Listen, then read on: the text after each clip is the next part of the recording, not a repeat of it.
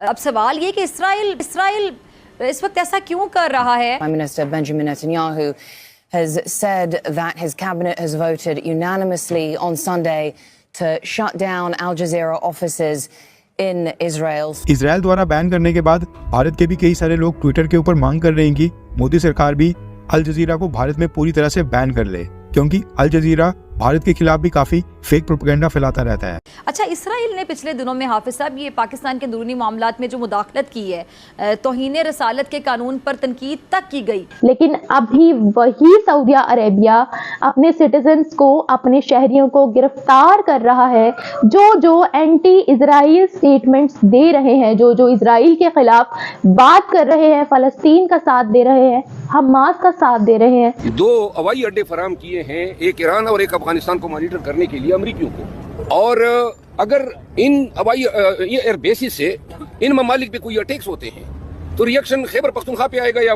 बलूचिस्तान पे आएगा। और साथ ही साथ उन लोगों को भी जो कुछ ऑनलाइन ट्वीट्स करते हैं, सोशल मीडिया प्लेटफॉर्म्स पे एंटी इजराइल बात करते हैं, या फलस्तीन की साइड लेते हैं या हमास की साइड लेते हैं, भाई उनको गिरफ्तार किया जा रहा है। इस वक्त पाकिस्तान के बहुत से सहाफ़ी अपनी सिक्योरिटी को लेकर दूसरे ममालिक शिफ्ट कर चुके हैं। कर्जा आपने कैसे वापस करना है और उसके ऊपर अगले IMF के प्रोग्राम में कैसे जाना है। लेकिन अगर हम अंदर वाले खाते की बात करते हैं तो बांग्लादेश की इनडायरेक्टली और सीक्रेटली ट्रेड भी हो रही है। आप लोग रोना बंद कीजिए, मेरे तक आवाज।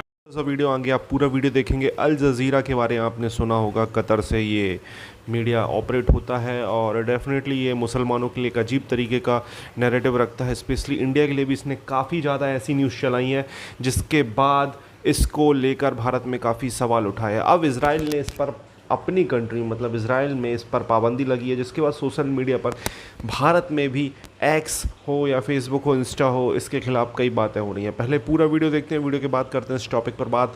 प्लीज़ चैनल को सब्सक्राइब करेगा। जिसने रिसेंटली इजराइल की पुल्ली टाइट की थी, कहा था कि who the hell are you, आप लोग क्यों फलस्तीनियों पर जुल्म कर रहे हो, जरा बाज आ जाओ वरना हम एक्शन लेंगे। तो कुछ इस तरह की पुल्ली जो थी वो उन्होंने, और बड़े सख्त अल्फाज उन्होंने जो थे वो इस्तेमाल किए थे अगेंस्ट इजराइल। लेकिन अभी वही सऊदी अरेबिया अपने सिटीजन्स को, अपने शहरियों को गिरफ्तार कर रहा है, जो एंटी इजराइल स्टेटमेंट्स दे रहे हैं, जो इजराइल के खिलाफ बात कर रहे हैं, फलस्तीन का साथ दे रहे हैं, हमास का साथ दे रहे हैं। और साथ ही साथ उन लोगों को भी जो कुछ ऑनलाइन ट्वीट्स करते हैं, सोशल मीडिया प्लेटफॉर्म्स पे एंटी इजराइल बात करते हैं, या फलस्तीन की साइड लेते हैं या हमास की साइड लेते हैं, भाई उनको गिरफ्तार किया जा रहा है। आधी रात को डंडे मार के उनको घरों से बाहर निकाला जा रहा है। उनकी अच्छी मालिश कर रहे हैं, वो गर्म तेल के साथ गरम तेल लगाकर उनको अच्छी मालिश दे रहे हैं, डंडों की बरसात कर रहे हैं, और उनको स्पेशल सिक्योरिटी प्रिजन के अंदर डाला जा रहा है। स्पेशल सिक्योरिटी प्रिजन वो कि जिसके बाहर सिक्योरिटी बहुत ज़्यादा टाइट रहती है कि अंदर से जो मुजरिम है वो कहीं भाग ना जाए। उन जेलों के अंदर डाला जा रहा है, बड़ी कड़ी सज़ा उनको दी जा रही है, और उनका सॉफ्टवेयर बड़े अच्छे से अपडेट किया जा रहा है कि वो एंटी इजराइल स्टेटमेंट क्यों दे रहे हैं। ये तो वही सऊदी अरेबिया है जिसने रिसेंटली कहा था कि फ़लस्तीनियों पर जुल्म हो रहा है और इजराइल कर रहा है। तो भाई ये दोगलापन कहाँ से आ गया, ये डबल स्टैंडर्ड्स कहाँ से आ गए? तो इसके पीछे की भी एक वजह है कि सऊदी अरेबिया ऐसा क्यों कर रहा है। सऊदी अरेबिया फ़लस्तीनियों के तो साथ है, वो कह रहे हैं कि मासूम सिविलियंस जो है वो उनकी जान जा रही है, लेकिन वो हमास को सपोर्ट नहीं करते। हमास को वो कतई किसी सूरत सपोर्ट नहीं करते, हमास का साथ वो किसी सूरत नहीं देते हैं, क्योंकि वो कहते हैं और उनको पता है कि हमास को सपोर्ट कर रहा है ईरान, और फ़लस्तीन और इजराइल की, हमास की जो आपस में जंग छिड़ी हुई थी उसमें पीछे मेन जो करैक्टर है वो है ईरान का, कि जिसने ये सारी जंग स्टार्ट करवाई, जिसने बीच में तीली वाला काम किया, आग लगाई, और फिर जो है वो जनाब साहब साइड पर हो गए, या सानू तो पता ही नहीं है, सानू तो इलम ही नहीं है, तो वो फिर साइड पर हो गए ये सारी जंग को स्टार्ट करवा के। और अभी तक फ़लस्तीन की और इजराइल की जंग जारी है, और उन्होंने हम तीली दी थी कि भाई जाओ तुम लोग इजराइल को छेड़ो, और फिर अब ये सारे जो मामलात हैं वो हो रहे हैं। तो जो सऊदी अरेबिया है, ईरान की जितनी बनाई हुई ऑर्गेनाइजेशंस हैं, सऊदी अरेबिया उनमें से किसी एक को भी सपोर्ट नहीं करता है। ना तो वो हमास को सपोर्ट करते हैं, ना तो वो हिजबुल्लाह को सपोर्ट करते हैं, ना तो वो हूथीस को सपोर्ट करते हैं। वो कहते हैं कि ये दहशतगर्द जमातें हैं, ये टेररिस्ट ऑर्गेनाइजेशंस हैं। सऊदी अरेबिया का ऐसा मानना है और ऐसा कहना है, क्योंकि अगर हम ईरान की बात करते हैं तो ईरान ने मिडिल ईस्ट के अंदर आतंक मचा रखा है और इतनी अनस्टेबिलिटी वो करना चाहते हैं। हमने सुना कि मिडिल ईस्ट में, हमने देखा भी बल्कि ऐसे बहुत से वाकयात सामने आ रहे हैं और ऐसे बहुत से वाकयात हो भी चुके हैं कि जहां पर मिडिल ईस्ट कंट्रीज के अंदर ही दंगा फसाद करवाया ईरान ने। अगर हम यमन की बात करते हैं, यमन के साथ लड़ाई हुई, उनके वेस्टर्न के पता नहीं साउथर्न जो रीजन है उसके अंदर इन्होंने पूरा कब्जा कर लिया और अब वहां जितने कानून नाफिज होते हैं, वहां जो होता है, वहां जितने मिलिट्री ऑपरेशंस होते हैं वो इनकी मर्जी से ही होते हैं, वो हूथीस की मर्जी से होते हैं, वो ईरान की मर्जी से होते हैं। फिर लेबनान के अंदर इनकी नहीं बनती है, इराक इनको अच्छा नहीं समझता है, कतर इनको अच्छा नहीं समझता है। तो उनको पता है कि ये जो सारी ऑर्गेनाइजेशंस बना रखी हैं वो ईरान ने बना रखी हैं।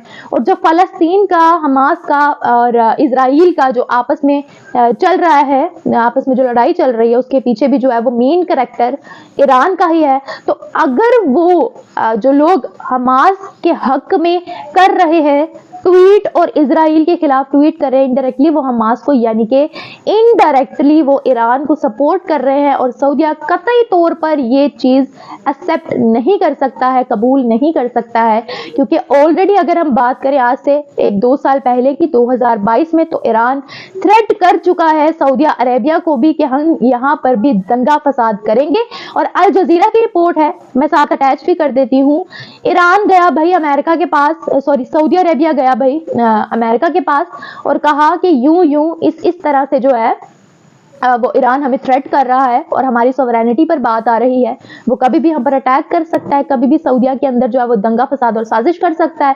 तो यूएस ने बोला कि इस पूरे मामले में हम आपको प्रॉपर तरीके से डिफेंड भी करेंगे, आपका साथ भी देंगे और आपके पीछे हम खड़े हैं, आप बिल्कुल फिक्र ना करें। तो सऊदिया बड़ा ज्यादा परेशान था। रिपोर्ट में अटैच कर देती हूँ कि सऊदी अरेबिया इतना खतरा है उनको ये ईरान से, और ईरान की ऑलरेडी काफी ज्यादा ऑर्गेनाइजेशन जो है, काफी ज्यादा जो ग्रुप्स हैं वो इस वक्त सऊदिया के अंदर मौजूद है। और सऊदिया यही सोच रहा है कि कल को अगर वही सारे मामला जो ये दूसरी कंट्रीज के साथ कर रहे हैं, तीली लगाने वाला काम कर रहे हैं और अनस्टेबिलिटी क्रिएट कर रहे हैं, अगर ये कल को सऊदी अरेबिया के अंदर करते हैं तो भाई कौन जिम्मेदार होगा?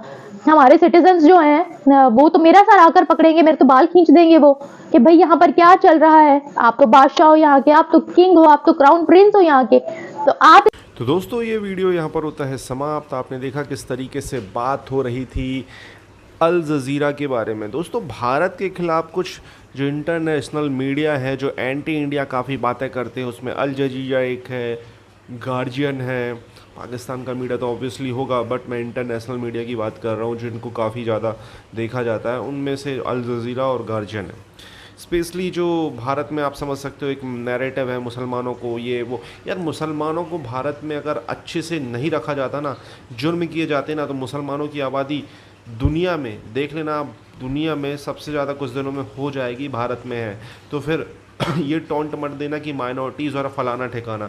यहाँ मुसलमान भी अच्छे से रहते हैं और हिंदू भी अच्छे से रहते हैं और बाकी धर्म के लोग भी अच्छे से रहते हैं। यार ऐसी कौन सी कंट्री है जहाँ पर मान लो मुसलमान ही मुसलमान है तो भी वो मतलब उनके बीच छोटे मोटे फसाद ना होते हो, दंगे ना होते हो? ऐसा हर जगह होता है, इवन पाकिस्तान हो, बांग्लादेश हो, हर जगह ऐसी चीज़ें होती हैं। तो वो इस तरीके की चीज़ें यहाँ पर भी होती हैं, है ना। लोगों के बीच लड़ाई झगड़े होते हैं, ये ह्यूमन हो, जानवर हो, हर कोई के बीच में ये चीज़ें होती हैं। अब रही बात अल जज़ीरा की, अल जज़ीरा जो है वो कुछ मिस इन्फॉर्मेशन फैला रहा था इज़राइल और में, जो आपको पता है इज़राइल एक तो बहुत सारी प्रॉब्लम से घिरा हुआ है, आपको पता होगा फ़िलिस्तीन, गाज़ा, ये वो। यार ये फ़िलिस्तीन गाज़ा के जो बेचारे मुसलमान हैं जो परेशान हो रहे हैं, उनके लिए मुसलमान आवाज़ तो चीख चीख कर निकालते हैं, बट जब आता है कि इनको असाइलम दे दें, जो परेशान हैं उनको अपनी कंट्री में ले लें, जो वहाँ के आजू बाजू के पड़ोसी मुस्लिम देश हैं, तो वो लोग भी उनको अपनी कंट्री में आने नहीं दे रहे हैं। तो इनका ये डबल स्टैंडर्ड है, ठीक है। इनके लिए आप देखना भारत हो, पाकिस्तान हो, बांग्लादेश हो, यहाँ पर इतनी आवाज़ें उठती हैं, इतनी आवाज़ें उठती हैं, बट जो वहीं के लोकल मुस्लिम कंट्री हैं आसपास के, वो उनको सपोर्ट नहीं कर रहे हैं। मतलब उनको भाई सपोर्ट दे दो यार, जो बेसहारा है। आपको क्या कहना है इस टॉपिक के बारे में? कॉमेंट भी राय दे।